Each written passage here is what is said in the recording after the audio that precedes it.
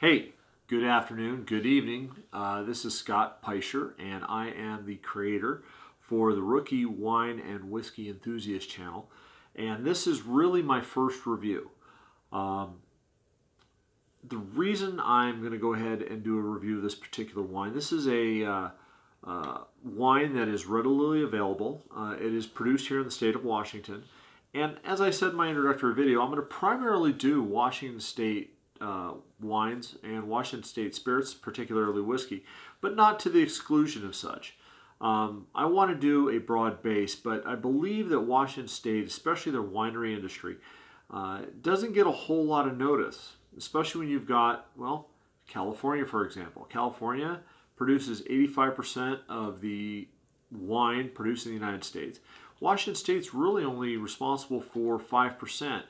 And Washington State has, I believe now, over 900 different wineries in the state of Washington, and the vast majority of them are boutique wineries. That being said, no other winery really exemplifies the type of product that can be produced in the state of Washington like Chateau Ste. And that's the wine that I'm going to go ahead and start my reviews with.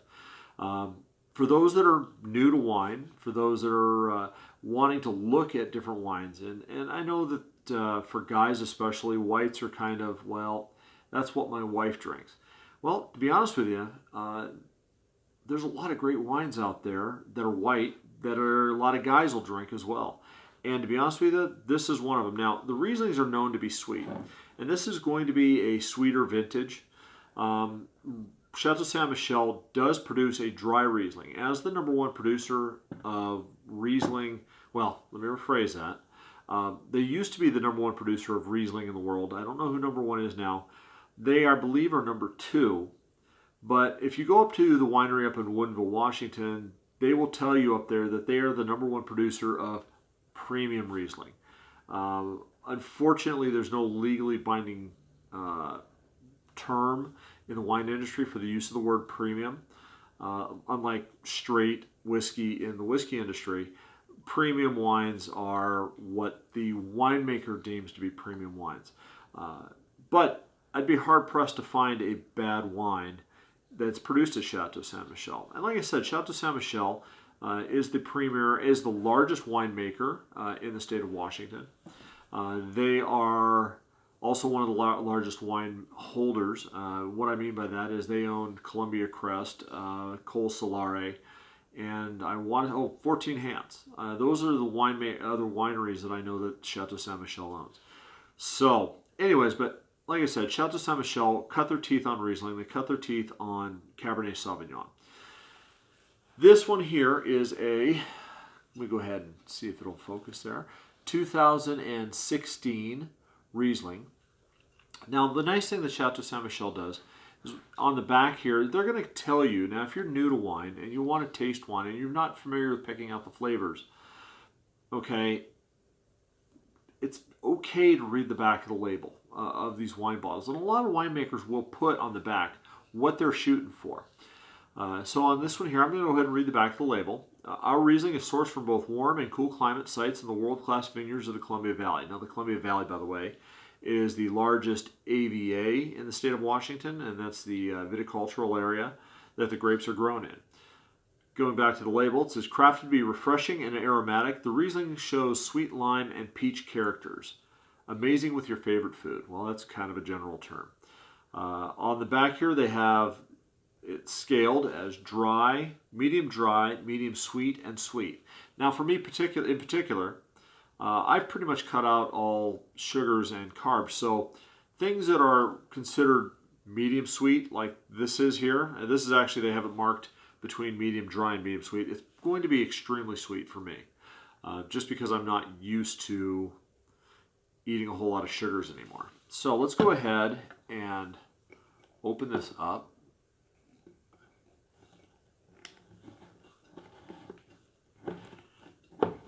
One thing as a guy you have to learn how to do if you're going to go ahead and drink wine, whoops, and the foil is always the toughest part for me.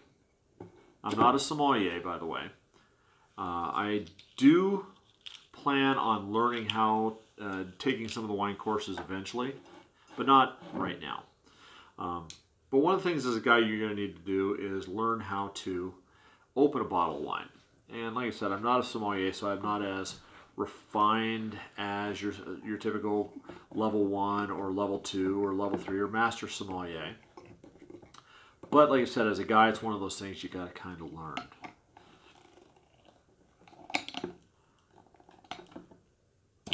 There we go. Now, I'm going to go ahead and unscrew this. Now, a lot of people believe that a wine needs to breathe. And they are correct. Some wines do need to breathe. This is a Riesling, and you typically go ahead and serve it chilled. Preferably in, I believe it's about 45 to 52 degrees. Have this in the refrigerator, and I've had it out on the, I've had it in the refrigerator for the last week or so. But I took it out a little over an hour ago to warm it up just a little bit. So, and what I'm going to go ahead and do, let's go ahead and pour. I'm just going to pour just a little bit here, not a whole lot. And as you learn to appreciate and drink wine, there's a few things that you're going to learn. Now, the first thing that I was taught is there's the delicate aromatics, and that's before you swirl the wine. And then there's the color, and then there's the regular aromatics, and that's after you swirl the wine. And the delicate aromatics, right off the bat, I can smell the peach that they're trying to express. But there's a sweetness in there, for me, almost similar to a honeydew melon. Now, how can I pick these flavors out, you're asking? You taste. The food experiences that you've had. The beauty about wine and the beauty about whiskey both is that the flavors, the nose, the taste is all going to be based on, the experiences that you've previously had, the spices that you've experienced in food. So, give an example. If you are a McDonald's or a Taco Bell eating individual, chances are you're not going to pick out a whole lot of different flavors. But if you do a lot of different, if you experiment with food, you're experimenting with Italian food, you're experimenting with Mexican food, you're experimenting, with Indian food, especially for me. I love Indian and Southeast Asian food. You start to pick out those spices, and wine and whiskey is not going to be any different. You'll start to pick that stuff up. But anyway, so like I said, on the initial delicate aromatics, I pick up a little bit of the peach, and I pick up a little bit of honeydew melon. Now this wine is about $10 to $15, so it's not going to be overly complex, and I'm not expecting it to be overly complex. Now, one thing I can tell you is it does have a very crisp nose to it. Now, with regards to color, this Riesling here is a slight hue of a yellow. It is almost clear white with a hue of a yellow to it. You're not going to see a whole lot. Now, the cork was very good on this. There's not a whole lot of artifacts. There's not a whole lot of cloudiness, so it's been filtered. Yes, it looks just fresh is the way it looks. Now, swirling wine. This is where a whole lot of guys, especially guys, they screw up. They get their big gorilla hands and they sit there and want to rush the wine glass around. Little trick I learned is you just take the wine glass here, if you're new to this, and just swirl it little circles. And what you're doing is you're injecting air into the wine. There we go. Now you smell it again. And you're going to discover, maybe a few more flavors. By injecting air into the wine, that's exactly what you're trying to do. So now, the pear for me has taken a backseat. And I get a bright yellow apple type on the nose.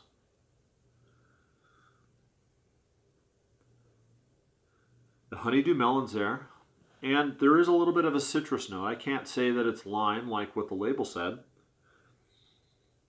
but there is a little bit of a zest, a zing on the nose, like you're smelling a fresh lemon peel, lime peel, orange peel. Let's go ahead and take a sip. Now, when you watch me take a sip here, I'm going to do something that you normally don't do at your dinner table. And I'm going to take a sip, and I'm going to go ahead, and as I have the wine sitting on my palate and on my tongue, I'm going to go ahead and suck air through my mouth, also injecting air into the wine. So watch this.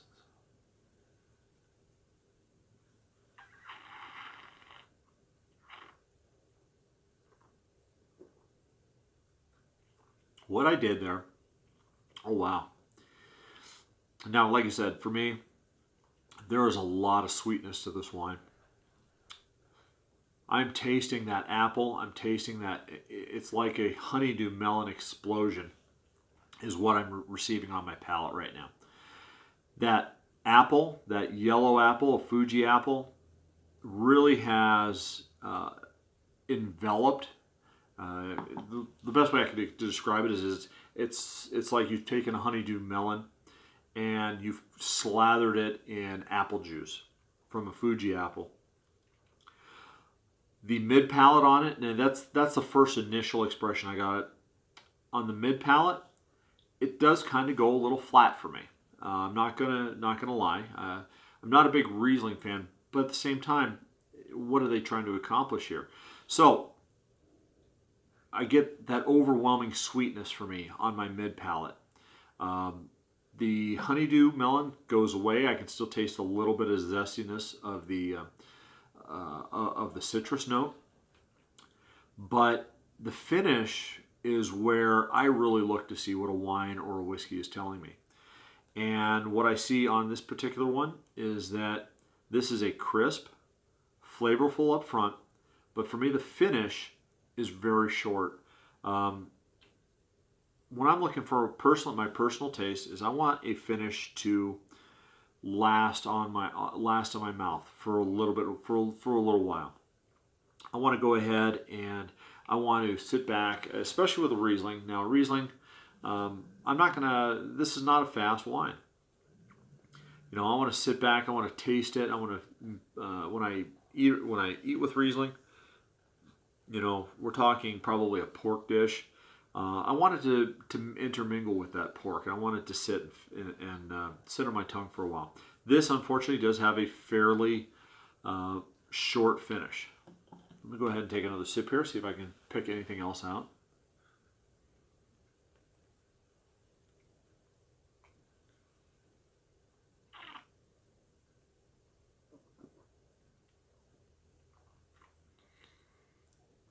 Now, there is a little bit of a acid to it as well. It sort of dried my teeth. Felt a little tacky. But other than that, you know, for a $10 to $12 wine, this is a really good introductory Riesling. Now I try, and I haven't really come to a definite conclusion, because I know the thing to do is to do a number scale 1 to 100 on how you're going to rate this. And you know, I've been watching videos and watching how other people do that, and you know, that seems to be the most recognizable rating system. So anything over an 80 is definitely drinkable. Anything over a 90 I consider exceptional. Below an 80, probably wouldn't buy it again. Now, I've had this before, obviously. I bought it again. I would probably rate this as a good wine for introducing you into Washington State wines and introducing you, if you're not familiar with wines, a really good wine to start with. For the more experienced wine drinkers, not so much. You know, you're probably going to want to do a little bit more exploration, maybe pick a drier Riesling. So I would probably rate this Riesling an 82 out of 100. Like I said, it's over 80, so more than likely I'll buy this again. This is a wine that's great for bringing to a party. This is a wine that Like I said, if you're just new to wine, this is one to get into. And it's a good starting off point. Everybody's got to start somewhere with regards to wine. When my wife and I started drinking wine, we were noobs, and this was back in the mid-90s. So, anyways, listen, thank you for watching. If you enjoyed this video, please hit like, please hit subscribe if you want to see more of this, and then hit the little bell on the notification, should be right about here. And, you know, if you have any questions, place them in the comments. Let me know what you think. Other than that, just remember one thing. Please drink responsibly. And my motto is life is too short for either bad wine or bad whiskey. So, Salon, enjoy. Thank you for joining me, and look forward to the meeting with you again.